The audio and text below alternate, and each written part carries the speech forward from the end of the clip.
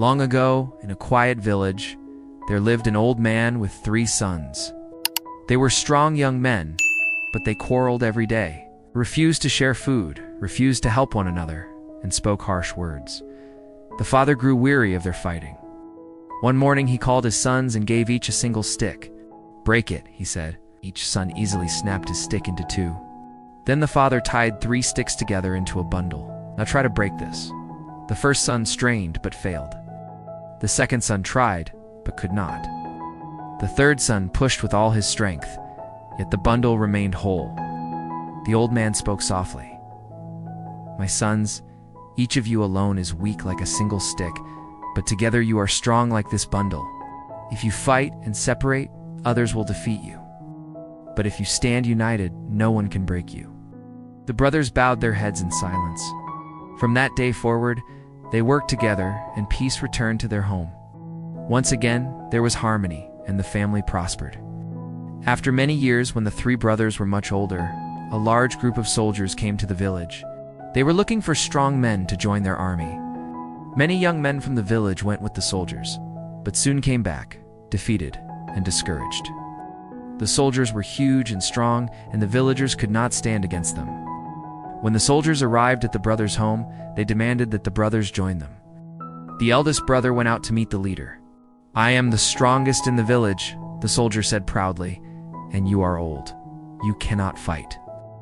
Only the young can join me." The eldest brother replied, "Perhaps I am too old to fight, but my sons are strong. They will make excellent soldiers." The soldier looked through the window and saw the 2 younger brothers working side by side. He turned to the eldest brother and said, "Bring them here." The 3 brothers stood before the soldier. "You want us to join you?" asked the youngest.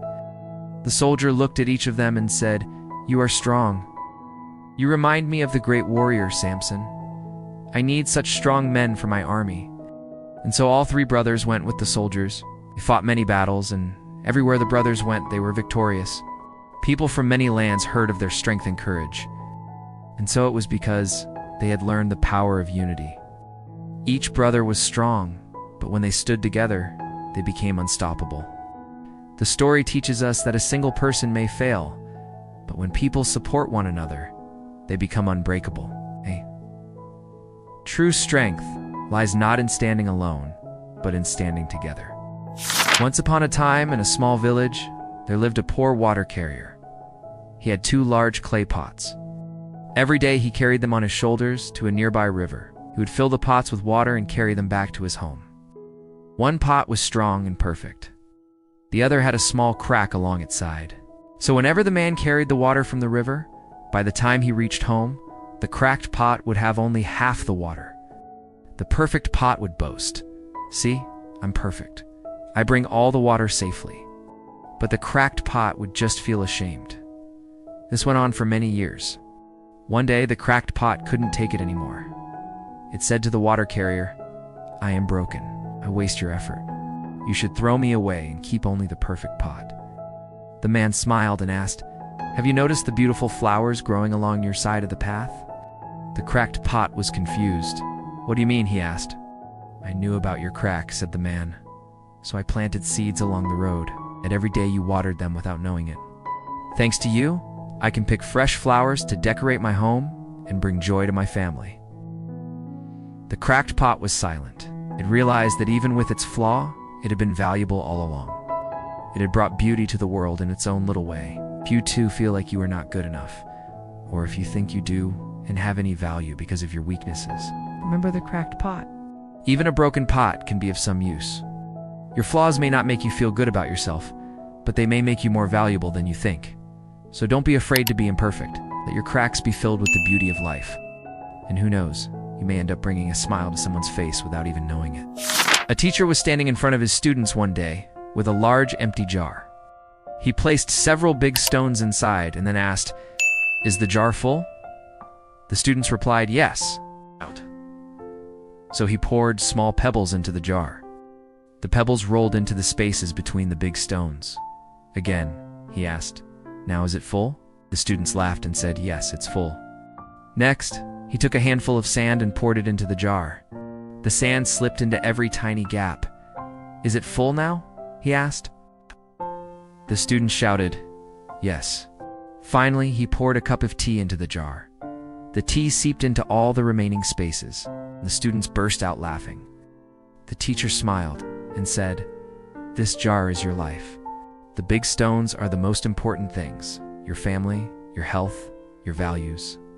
The pebbles are your job, your home, your possessions. The sand is everything small that fills your time, but does not truly matter. You put the sand in first, there will be no room for stones. But if you place the big stones first, you will still have space for the pebbles, the sand, and even a cup of tea with a friend." One day, a farmer's old donkey fell into a dry well. The animal cried loudly, and the farmer rushed over, tried using ropes to lift the donkey out, but it was too heavy. The farmer thought for a while and sighed. "This donkey is too old. Well, is useless. Perhaps it is better to cover it up." So he asked his neighbors for help. Together they began shoveling dirt into the well. At first the donkey cried even louder, but then something changed. Dirt fell on his back. The donkey shook it off and stepped up. Little by little, he rose higher and higher. The farmers kept shoveling, and the donkey kept climbing. Finally, he stepped over the edge of the well and walked out safe and free. Everyone was amazed. The well that they meant to bury the donkey in had become his way to escape. The old donkey took a big breath and said, "I knew I could do it if I only tried."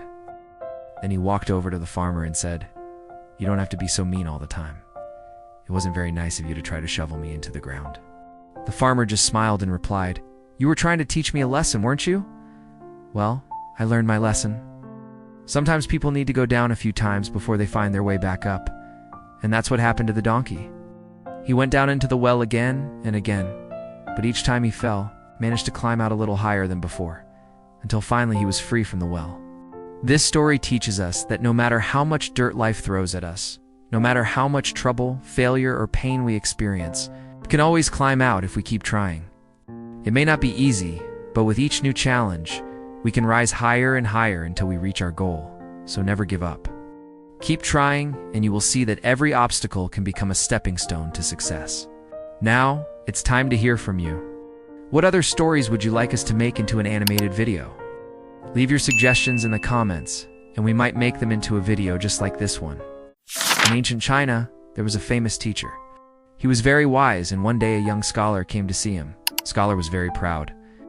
He talked and talked about all the books he had read, all the knowledge he had gained, and all the truths he had discovered. He thought he knew everything. He thought he was very smart.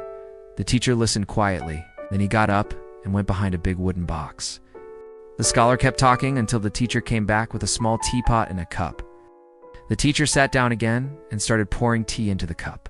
The cup was small and the tea was hot. Soon it was filled to the top. The scholar continued to talk. The teacher kept pouring tea into the cup. More and more tea spilled over the table. "Stop, please," shouted the scholar. "The cup is full. There's no more room." The teacher stopped pouring. He looked at the scholar and said, "You are like this cup. Your mind is so full of your own ideas that there is no more room for anything new. If you really want to learn, you must first empty your cup." The scholar was stunned. For the first time, he realized that knowledge is not just about talking, it's also about listening. And if we are too full of ourselves, we cannot learn anything new. We cannot accept new ideas. Friends, this story teaches us an important lesson. No matter how smart or talented we are, we should never be too proud. We should always be humble. When we think we know everything, we stop learning. When we think we are better than others, we close our minds to new ideas. But if we are humble and open-minded, we can learn from everyone and everything. We can grow and improve every day. This story also teaches us that knowledge is not just about reading books and memorizing facts. It's about asking questions and listening with an open mind. It's about being curious and exploring the world around us. It's about learning from our experiences and reflecting on them. So friends, let us remember the lesson of the full cup. Let us not be too proud and full of ourselves. Let us always leave some space in our minds and in our hearts for new ideas and for new wisdom. Let us be like empty cups, ready to be filled with the tea of knowledge and the coffee of experiences. Let us never stop learning and growing. Thank you for listening to this story. If you liked it, please share it with your friends and family. Don't forget to subscribe for more stories and videos. Once upon a time, in a small village, there lived a poor woodcutter. Every day he worked hard in the forest, would cut wood and sell it at the market. One day, while chopping wood near the riverbank, his axe slipped from his hands and fell into the deep water. "Oh no," he cried. "That axe was my only tool. Without it, I cannot feed my family." He sat down on the bank, feeling helpless, and whispered, "Oh, my axe, my only axe. How will I manage now?" Just then, a neighbor passed by and asked, "Why don't you borrow an axe from someone else?" The woodcutter shook his head and said, "No, that's not right. If I borrow an axe and lose it again, I will owe even more axes to my neighbor. No, I won't do that." The neighbor suggested, "Well, then you can just give up this hard work and find some other work to do." The woodcutter replied, "No, that's not right either. I will not abandon honest labor. I will start again, even if it is hard." So saying, he went home. The woodcutter had a small knife which he used to sharpen his axe. With that knife, he started cutting little branches. It was very slow and tiring work, but he never cheated or gave up. Every day he would gather the branches, and at the end of the month, he would sell them at the market.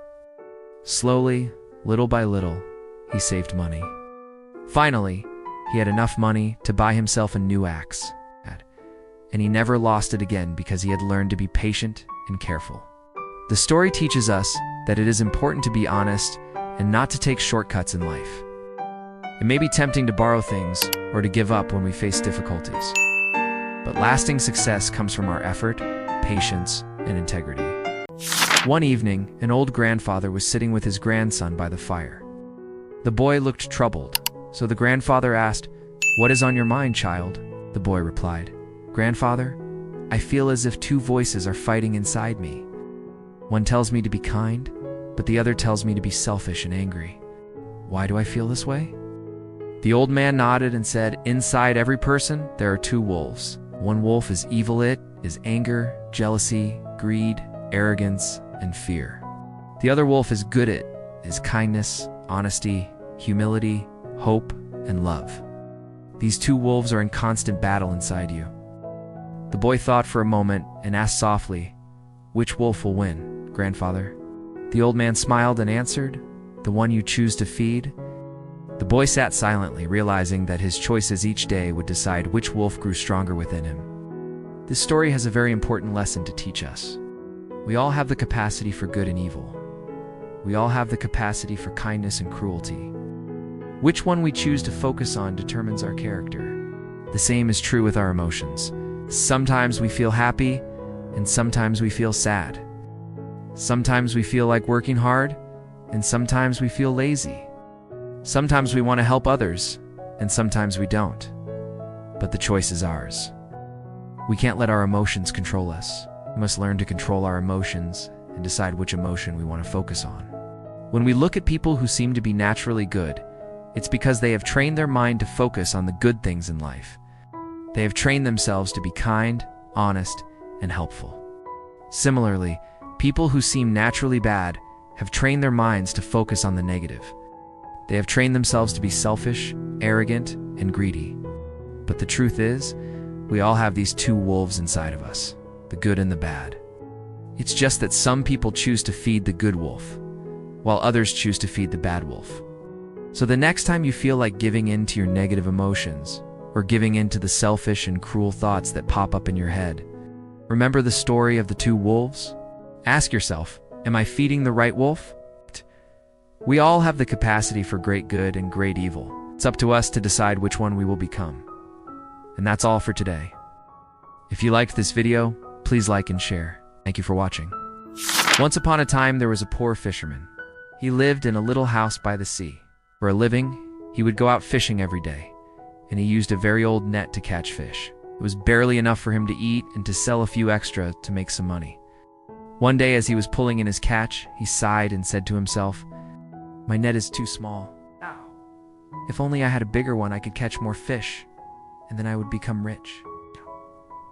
I could buy a new boat and a new net and a big house and lots of food." So he did. He sold the few fish that he had caught that day, and with the money he made, he bought a bigger net.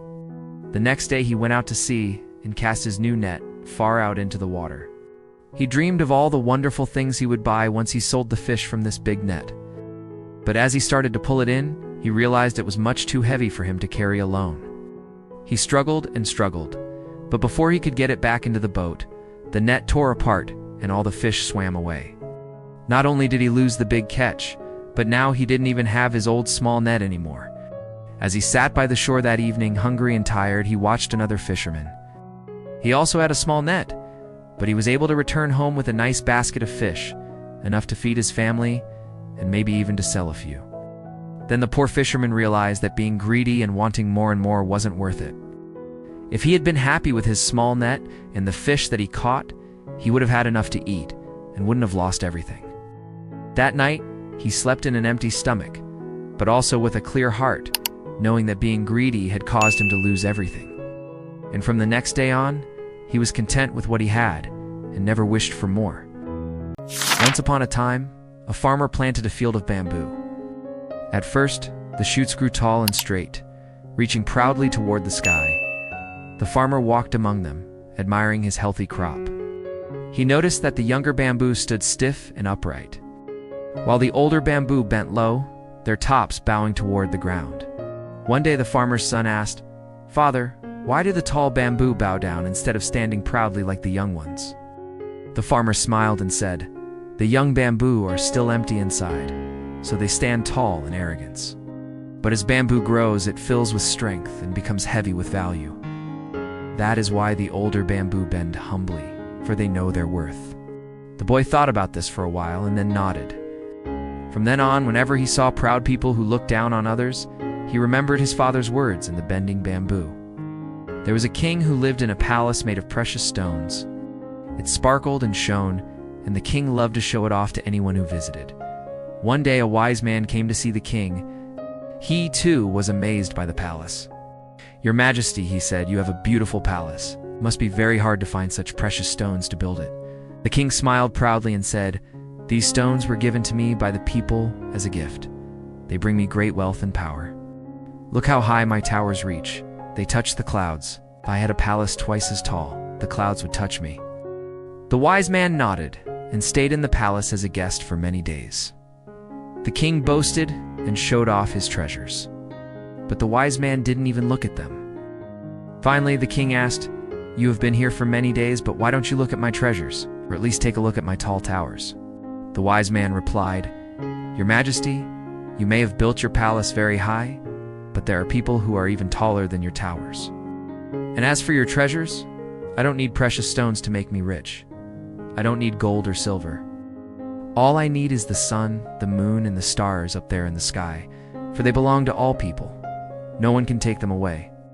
But your palace is different. It is made of stones that can be taken away. One day you will lose all your wealth, and your tall towers will come crashing down." Hearing these words, the king felt ashamed. The wise man was right. How could he have been so arrogant? He welcomed the wise man and gifted him with robes and a golden staff. From that day on, the king became a humble man and always remembered the words of the wise man and the bending bamboo. That is the end of the story. Once upon a time, not too long ago, there were two tiny seeds lying side by side in the warm soil. One spring morning, the first seed whispered to its friend, "I want to grow. I want to push my roots deep into the earth and send my shoots toward the sun. I want to feel the rain on my leaves and the wind on my face. I want to grow tall and strong." And with that, it sprouted. The second seed said, "I am afraid. If I send my roots down, I don't know what lies in the dark.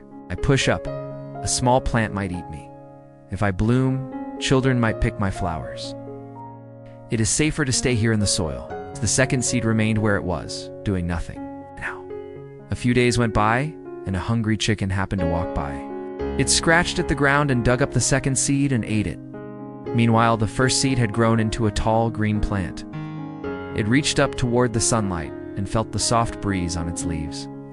It made new friends, the birds who sang in its branches and the bees who sipped its sweet nectar. The plant grew strong and beautiful. One day, a little girl came by. She looked up at the plant and said, "What a beautiful sunflower you are. I'd like to pick you and take you home." The sunflower knew that if she said yes, the little girl would pick her and take her home. But the sunflower also knew that if she said no, the little girl would only pick one of her sisters. So the sunflower took a deep breath and said, "Please pick me." The little girl took the sunflower home and put it in a vase. She enjoyed looking at it for a few days, but then she got bored and threw the sunflower in the trash. And that's where our story ends. Now, some might say the sunflower was a fool to get picked, but I don't think so. See, the sunflower didn't have the option to stay in the vase. That wasn't an option. So she chose to be picked, knowing that even if she got thrown away, her seeds would fall on the ground and start new sunflowers. And that's the meaning of our story. Growth always carries danger, but refusing to take risks means losing the chance to live it all. Those who dare to grow may face challenges, but they also discover the sunlight. Once upon a time, a potter was making several jars out of wet clay. He made each one with care, and then placed them outside in the hot sun to dry. One of the jars was getting impatient. "The sun is too hot," it whispered. "I can't wait any longer. I want to be used right now." So it rolled away while it was still soft and squishy. And just then, a villager came by, saw the jar and thought, "What a lucky break. I was just about to get some water." He picked up the jar and started to fill it with water, but the jar couldn't hold the water. It collapsed in his hands. It hadn't been hardened off enough to do what it was supposed to do. So the villager put the jar down and walked away, leaving it there to dry in the dirt. The other jars, though, stayed where they were, one after another, day after day. The heat was uncomfortable, but they endured. And finally, after many days, they were hard and strong and useful. They could hold water, grain, or oil for many years to come. As for the first jar, it was forgotten. No one even remembered its name. Oh, how the fallen jar wished it could have just waited a few more days until it was ready. But back at the house, the other jars became treasures, each one a reminder that sometimes things need to be hard before they can be useful, and that being patient and enduring through tough times can make us strong enough to be the best versions of ourselves. The end. Once upon a time, there was a young student who always wore glasses. One day he was so careless that he dropped them on the ground. The frame cracked and one lens was chipped. Felt ashamed. He knew everyone would laugh at him, so he wore his glasses only at home. Whenever he went outside, he would take them off and pretend he didn't need them. One day, his teacher noticed this and asked, "Why don't you wear your glasses to school?" The boy replied, "They're broken, ma'am. Everyone will laugh at me." The teacher picked up the glasses, put them on, and smiled. "Do you know what I see through these lenses? I see the world more clearly, even if the frame is not perfect. It's better to see the truth with broken glasses than to be blind with pride." The boy thought deeply about his words. He realized that it's better to be yourself and accept your flaws than to pretend you're perfect. From then on, he wore his glasses to school without shame. He understood that what truly matters is not how you look, but what you can do, and the truth you can see. Once you realize this, no one can make you feel inferior. You start to focus on your purpose rather than on how broken you are, and that's when you become stronger. And now let's take a moment to appreciate the beauty of imperfection. Just like the boy with his glasses, we all have flaws that make us unique. These flaws may seem like cracks in our seemingly perfect lives, but they're what make us who we are. They're the broken pieces of our stories that, like the boy, we often try to hide. But just as the teacher showed him, our imperfections don't define us. Instead, they make us stronger and more resilient. So let's embrace our flaws and celebrate the fact that we're all perfectly imperfect. Let us focus on the truth we can see and the purpose we serve, rather than on how broken we may seem. Because in the end, it's not our appearance that matters most, but what we do and how we choose to see the world. So go out into the world and be your wonderfully imperfect self. Embrace the cracks in your story, for they're what make you beautifully you. Once upon a time, there was a poor farmer who lived in a small house with his wife. The roof of their house was made of straw, and it was so dilapidated that when it rained, the water dripped through a hole in the roof and made a big spot on the floor. One evening, after a long and hot summer day, heavy rain began to fall. The farmer's wife looked out of the window and said to her husband, "You must fix the roof. Look how the rain is pouring down." But the farmer just sat there and replied, "It is raining now. I cannot fix it. When the rain stops, I will repair it." The next morning, the sun was shining and the birds were singing. The farmer's wife said to him, "Now's the time to repair the roof. The weather is good, it's not raining." But the farmer just laughed and said, "Why fix it? The rain has stopped. The house is dry. We don't need to fix it today. Let's enjoy the sunshine." So he went out into the field to work. A few days passed, and one evening, as the sun was setting, dark clouds began to gather in the sky. It started to rain heavily. The farmer was in the field, and his wife was inside the house with a big hole in the roof. She looked out at the raging storm and then at the hole in the roof and started to cry. "Oh, my husband, why didn't you fix the roof when you had the chance? Now the rain is coming in and the house is getting flooded." The farmer heard his wife's cries and tried to run home, but the rain was so heavy that he could barely see. He tried to patch up the roof during the storm, but it was too late. The house was flooded. My son, this story teaches us that when the sky is clear, we should prepare for the storms. When we see a problem, we should try to solve it. If we don't, the little problems become big problems. The best time to repair the roof was not when the storm was here, but when the sky was still clear. Just like the farmer in the story, sometimes we ignore our responsibilities and we only think about enjoying ourselves. But life is not always easy, and we must be prepared for any difficulties. Remember, my son, it is always better to prepare in advance than to be sorry in the end. Once upon a time, not too long ago, there were two tiny seeds lying side by side in the warm soil. One spring morning, the first seed whispered to its friend, "I want to grow. I want to push my roots deep into the earth and send my shoots toward the sun. I want to feel the rain on my leaves and the wind on my face. I want to grow tall and strong." And with that, it sprouted. The second seed said, "I am afraid. If I send my roots down, I don't know what lies in the dark. I push up, a small plant might eat me. If I bloom, children might pick my flowers. It is safer to stay here in the soil." The second seed remained where it was, doing nothing. Now, a few days went by, and a hungry chicken happened to walk by. It scratched at the ground and dug up the second seed and ate it. Meanwhile, the first seed had grown into a tall green plant. It reached up toward the sunlight and felt the soft breeze on its leaves. It made new friends, the birds who sang in its branches and the bees who sipped its sweet nectar. The plant grew strong and beautiful. One day, a little girl came by. She looked up at the plant and said, "What a beautiful sunflower you are. I'd like to pick you and take you home." The sunflower knew that if she said yes, the little girl would pick her and take her home. But the sunflower also knew that if she said no, the little girl would only pick one of her sisters. So the sunflower took a deep breath and said, "Please pick me." The little girl took the sunflower home and put it in a vase. She enjoyed looking at it for a few days, but then she got bored and threw the sunflower in the trash. And that's where our story ends. Now, some might say the sunflower was a fool to get picked, but I don't think so. See, the sunflower didn't have the option to stay in the vase. That wasn't an option. So she chose to be picked, knowing that even if she got thrown away, her seeds would fall on the ground and start new sunflowers. And that's the meaning of our story. Growth always carries danger, but refusing to take risks means losing the chance to live it all. Those who dare to grow may face challenges, but they also discover the sunlight. In a village nestled between a river and a hill, life was simple and sweet. The river that flowed through the village was not just a source of water, it was a lifeline that connected them to neighboring villages.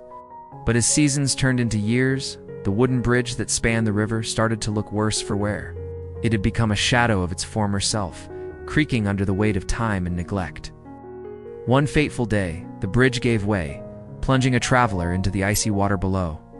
Villagers on both sides of the river watched in dismay as the bridge, unable to bear the weight of the river's relentless flow, collapsed into pieces. Soon, angry shouts echoed across the water. "They should fix it," shouted the villagers on one side, blaming those on the other. "No, it's their responsibility," shouted the other side, refusing to take the blame. Days turned into months, and months into years. The once close-knit communities, now divided by the broken bridge, started to grow further apart. People who once shared stories and traded goods across the river now had to walk for hours to find another way around. Old friendships faded, and with them the lively chatter that once filled the air. Businesses suffered, and the river, once a symbol of unity, became a bitter reminder of their division. But one day, a young carpenter from the first village had enough. He was tired of hearing people complain and do nothing. So he did something that no one else had done before. He gathered strong, straight pieces of wood and started to repair the bridge all by himself. At first, people from both sides watched him, some in amusement, some in disdain. "Why waste your time?" they said. "They won't help you." But the young man didn't listen. He kept working day after day, his hammer ringing out like a hopeful song amidst the din of the river. Slowly, his efforts started to attract attention. Villagers, touched by his perseverance, started bringing nails and tools to help him. Then they started bringing food and rope. Soon, the entire village was involved in the project. Working together, they rebuilt the bridge piece by piece, hope by hope. When the bridge was finally finished, people from both villages crossed over to the other side, bringing back with them trade, friendship, and most importantly, peace. They had rebuilt more than just a bridge. They had rebuilt their community, their trust in each other, and their belief in their shared future. This story is a reminder that while complaints and excuses can tear us apart, understanding and action can bring us back together. It takes just one person to start, to show the way, and others will follow. After all, it's not the weight of the burden that breaks us, but the unwillingness to share it. Once upon a time, a group of young professionals who had graduated from the same university decided to pay a surprise visit to their old professor. They found him in his office, looking as energetic as ever. The students started chatting about their jobs, their stress, the endless pressure of daily life, and the professor listened quietly. After a while, he got up and went to the kitchen. He returned with a large pot of coffee and many cups. Some were fine porcelain, others glass, some plastic, and a few were plain and chipped. He invited his students to pour coffee for themselves. They all reached for the most expensive-looking cups, laughing and joking about how they had changed. The professor smiled and said nothing. When everyone had a cup in hand, he continued, "You see, all of you reached for the finest cups. But the cup itself does not change the quality of the coffee. It is only a container. What you truly wanted was the coffee, not the cup. You still compared, choosing the best cup and worrying about what others held." The students sat in silence as the professor continued, "Life is the coffee. Jobs, money, and status are only the cups. They are tools to hold life, but they do not define its value. Do not let the cups distract you. Enjoy the coffee." The young professionals spent some more time with their professor talking about life and their goals. Then they took their leave, each holding a different cup. They realized that their old professor was right. Their journey through life had made them focus on the wrong things. They'd become so caught up in their careers and the need to succeed that they had forgotten to simply enjoy the ride. As they went about their days, they couldn't help but think about the coffee and the cups. They knew that their professor wasn't just a wise man, but a great one. He had a way of teaching life lessons without making it feel like a lesson. From that day on, they made a conscious effort to be more present in their lives. They started to appreciate the little things and to enjoy the coffee without worrying about the cup. And that's all for today. Once upon a time in a village, there lived a poor farmer. He had a big family, and the only way he could feed them was by selling vegetables in the market. Every day he did this, pulling a cart filled with vegetables. One day, halfway down the road, the wheel of the cart broke, and the cart couldn't move any further. The farmer sat down on the ground, angry and frustrated. He cursed his bad luck. "What? Why must this happen to me today of all days? Now, I will lose everything." Some travelers passed by and saw the farmer. First one said, "Complaining won't fix your wheel." Second one said, "Blaming the road won't move your cart." The third one said, "Why don't you look for a strong branch and repair the wheel?" But the farmer didn't listen. He continued to complain, "Oh, why is life so difficult? Why am I so unlucky?" At last, he took a deep breath and looked around, found a strong branch by the roadside. He lifted the cart with it and started to repair the wheel as best as he could. It was not a perfect repair, but it worked well enough for him to reach the market before sunset. That evening, after selling his vegetables, the farmer went home. As he walked, he thought about what the travelers had told him. "Obstacles are part of the journey," he said to himself. "If I stop to complain, I go nowhere. If I act, I can always move forward." From that day on, whenever the farmer faced difficulties, he remembered the traveler's words. He never complained about the bad roads or the heavy cart. Instead, he fixed the wheel and kept moving forward. The story has a simple message for us. No matter how difficult our problems are, we must never give up. We must keep trying to solve them. If we do, we will be able to move forward in our lives. But if we stop to complain, we will never be able to go anywhere. Remember, success belongs not to those who curse the road, but to those who keep repairing the wheel. One day, a wise teacher was giving a lesson to his students. One afternoon, he held up a glass of water in front of his students. He asked with a smile, "How heavy do you think this glass is?" Some students guessed 200 grams, others said 500 grams. The teacher shook his head and replied, "The actual weight doesn't matter. What matters is how long I hold it." He continued, "If I hold it for 1 minute, it is light. If I hold it for 1 hour, my arm will ache. If I hold it all day, my arm will feel numb and paralyzed. The weight of the glass hasn't changed, but the longer I carry it, the heavier it feels." The students listened carefully to their teacher. Then he said, "The glass of water represents your worries. If you think about them for a short time, nothing happens. If you hold them too long, they begin to hurt. And if you carry them all day, you become too weak to do anything else. So put the glass down, rest. Then you can carry it again tomorrow." After class, one of the students, a young man, went to the teacher and asked, "Is that all we are? It's just a bunch of students carrying glasses of water?" The teacher smiled and said, "No, you are not the glass, my boy. You are the water. When you pour yourself into your studies, you may feel challenged, but remember, even if you face challenges, don't carry them for too long. Don't let them become a burden that weighs you down. Instead, take a break, relax, and come back refreshed. That way you'll have the energy to keep going. It's like when I held the glass of water for a long time, my arm started to hurt. But when I put it down, my arm felt much better. Your worries and problems are like that too. Sometimes the best thing to do is to let go and take a break. That way you'll be able to handle them better. Friends, life can sometimes feel like a heavy burden, but remember, you're not alone.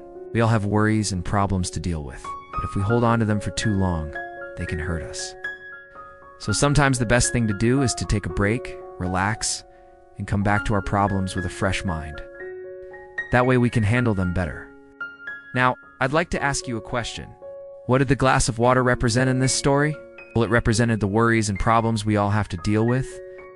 How do you think the story would have been different if the glass had become heavier the longer the teacher held it? That's right. Life can feel like that sometimes. But remember, you're stronger than you think. With a little rest and relaxation, you can handle anything. So next time you're feeling stressed, take a deep breath, relax, and remember, you got this. Thank you for watching, and see you soon. Once upon a time, in a small village, there lived a boy with a very bad temper. Every time he lost control, he would shout and scream and argue with anyone and everyone, and he would often hurt others with his angry words. One day, his father, who was a wise man, gave him a bag of nails and told him, "Whenever you feel anger rising within you, hammer a nail into the fence." On the first day, the boy hammered 37 nails. He couldn't control his anger, so the nails kept going in. Over the next few weeks, as he learned to calm down and think before he spoke, the number of nails in the fence grew fewer and fewer. Finally, one day he managed to go a whole day without getting angry. So proudly he went to his father and told him, "I didn't need to hammer a single nail today." The father smiled and said, "That's wonderful, son. But now you have to remove 1 nail from the fence." The boy looked at the nails in the fence and realized that each nail represented a hurtful word he had spoken, so he carefully took out 1 nail and put it in his pocket. This continued for some time. The boy got better and better at controlling his temper, and slowly he removed more and more nails from the fence. Then one day he woke up and suddenly felt an overwhelming urge to hammer a nail into the fence. He resisted the feeling, but it got stronger and stronger until finally he gave in and hammered a nail into the fence. Disappointed, he went to his father and told him, "I messed up today. I had to hammer a nail into the fence." His father just nodded and said, "Then tomorrow, you will remove a nail from the fence."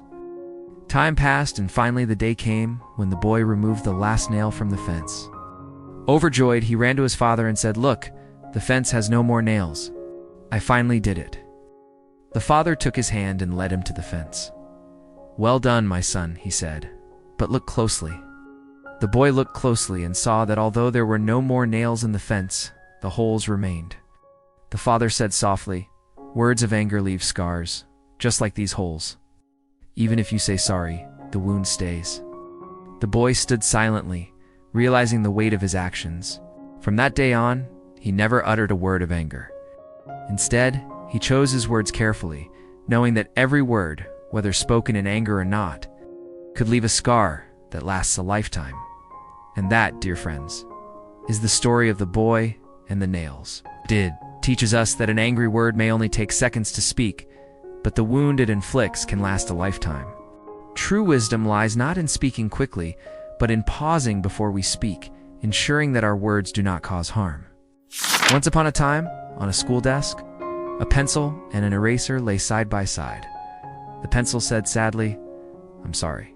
Every time I make a mistake, you have to erase it. Each time you do, you become smaller and smaller."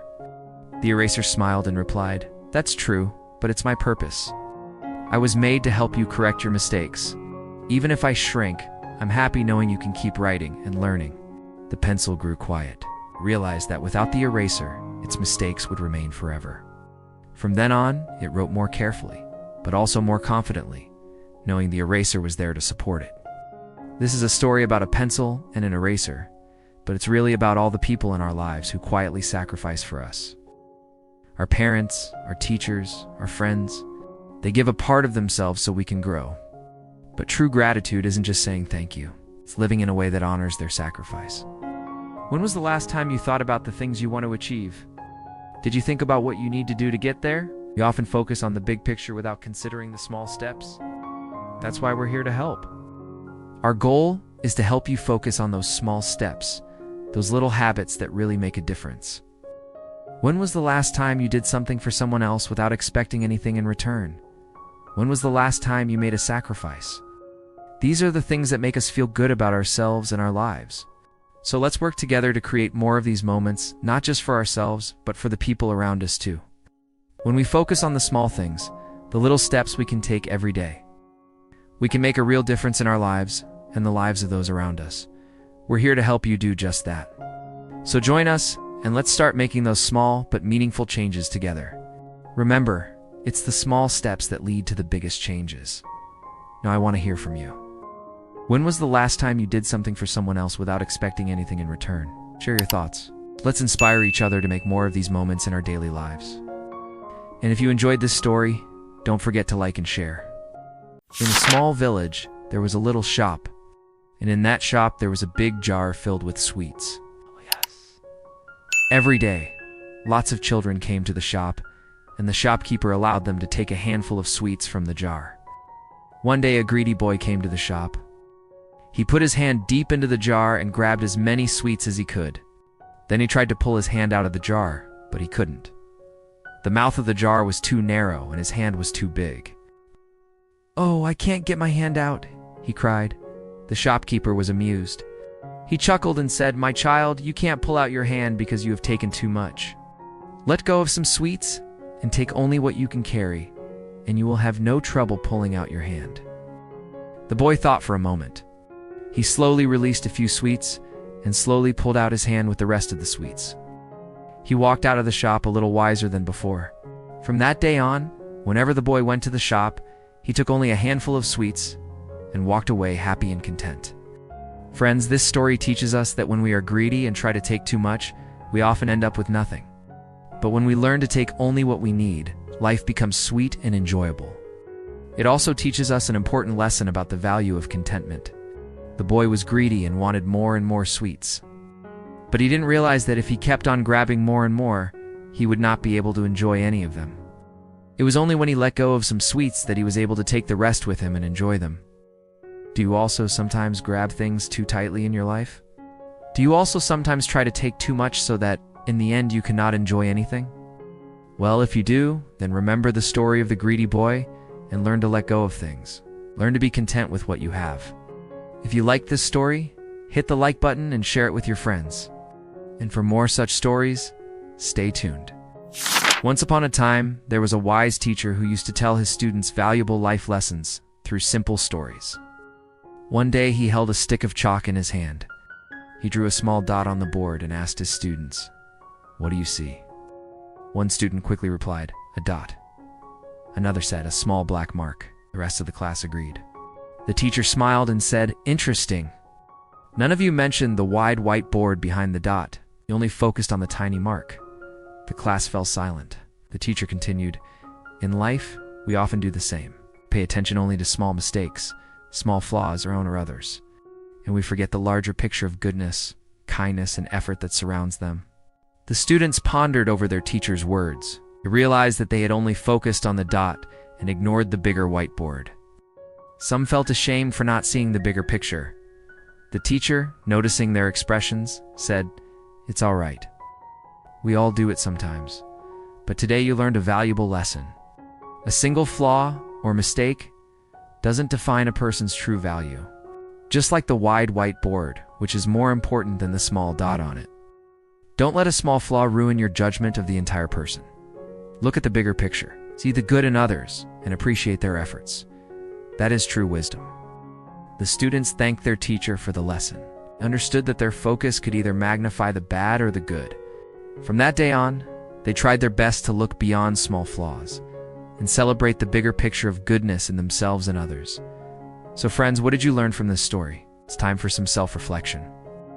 Are you guilty of focusing too much on the small dots in life and ignoring the bigger whiteboards? Do you find it hard to see the good in people when you're faced with their mistakes? It's okay to admit it. We've all been there. But remember, awareness is the first step towards improvement. Acknowledge your tendencies, then take small steps to shift your focus. Start appreciating the bigger picture, not just the small dot. Don't let negativity or a single flaw cloud your judgment. See the good in people. Celebrate the goodness in life. That's where true happiness and wisdom lie.